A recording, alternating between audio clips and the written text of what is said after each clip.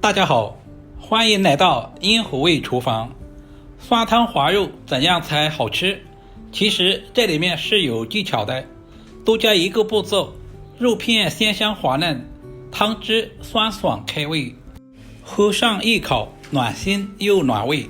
首先准备一小块清洗干净的里脊肉或者是梅花肉，这几个地方的肉比较鲜嫩，也不需要太多，500克左右就可以。首先把瘦肉切成小块，然后再切成厚薄均匀的片，也不需要太厚，大约在1个硬币的厚度就可以。这里我们一定要依着纹路切，这样吃起来就不会塞牙。肉片我们可以切大一些，大口吃肉，大口喝酒，这样才过瘾。全部切成视频中这样，放在提前准备好的碗中备用。接下来我们来腌制一下，加入小半勺的食盐，小半勺的胡椒粉，然后再加入提前准备好的葱姜水。葱姜水是天然的去腥材料，也不需要太多，大约20克左右就可以。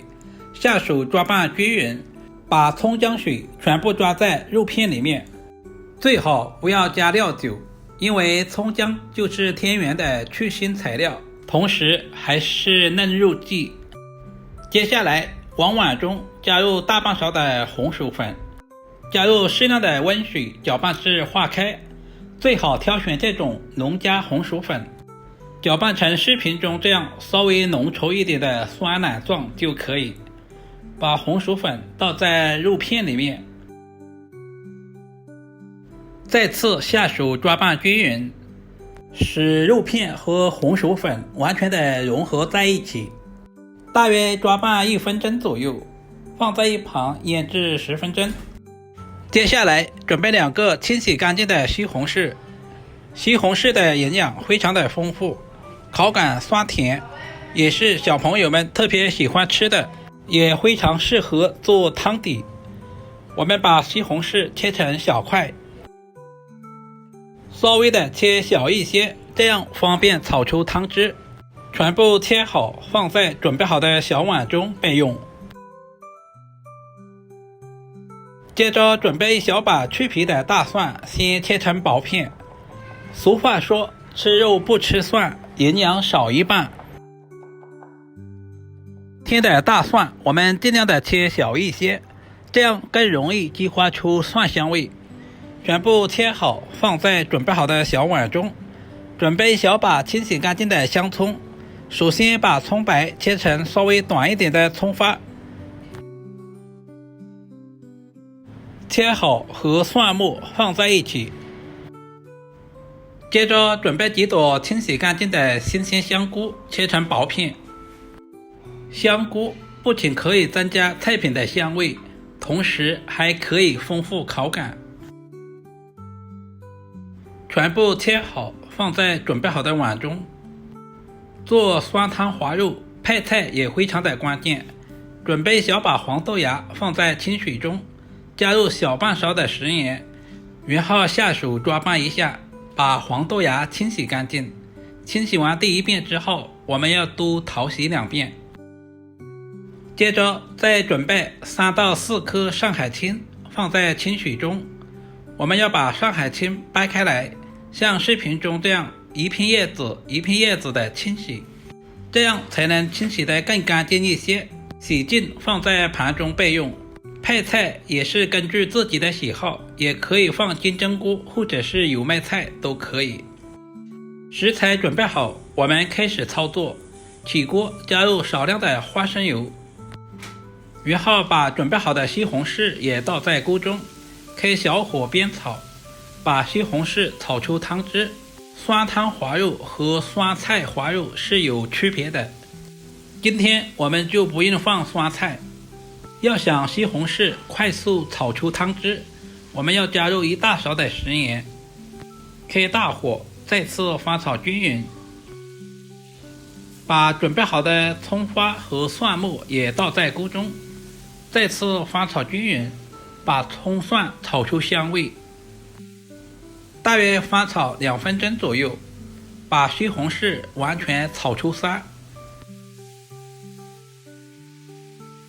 接着加入多一点的开水，这里我们一定要加开水哦。然后再加入1大勺的生抽，然后加入1大勺的陈醋，增加酸味，然后加入大半勺的鸡精，少许的白糖，再加入少量的胡椒粉，增加香味，稍微的搅拌一下，把调味料搅拌至化开。接下来把清洗干净的黄豆芽也倒在锅中，香菇也倒下去。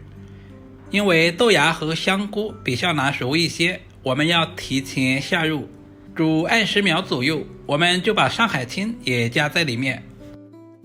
这里我们煮制的时间不需要太长，大约在1分钟左右就可以了。把所有的派菜煮至断生，我们就直接捞出来，放在提前准备好的碗中备用。接下来我们把肉片一片一片的放在锅中，这里我们千万不能开大火，不然的话肉片上面的混浆很容易冲散，那样做出来就不好吃了。肉片煮制的时间不需要太长，不然的话吃起来会很塞牙。大约煮至1分钟左右，我们就把肉片倒在碗中，接着加入切好的蒜末，把提前准备好的干辣椒也加在里面。有喜欢吃花椒的也可以加一些花椒，增加麻辣味。切好的葱花也加在里面，然后浇上滚烫的热油，激发出蒜末、葱花和干辣椒的香味。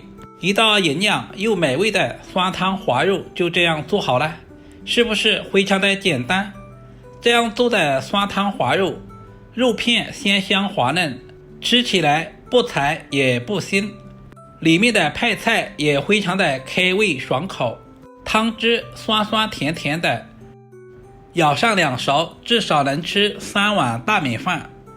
稍微总结一下，肉片一定要用红薯粉上浆，这样做出来才鲜香滑嫩。这样做出来的酸汤滑肉，就算是用来招待客人也是非常的有面子，主要是操作还十分的简单，厨房小白都能够轻松的掌握。如果今天的视频对您有一点点帮助，就麻烦点赞、收藏、留言并转发出去。另外头像还可以看到更多家常菜制作视频。我们下个视频再见吧。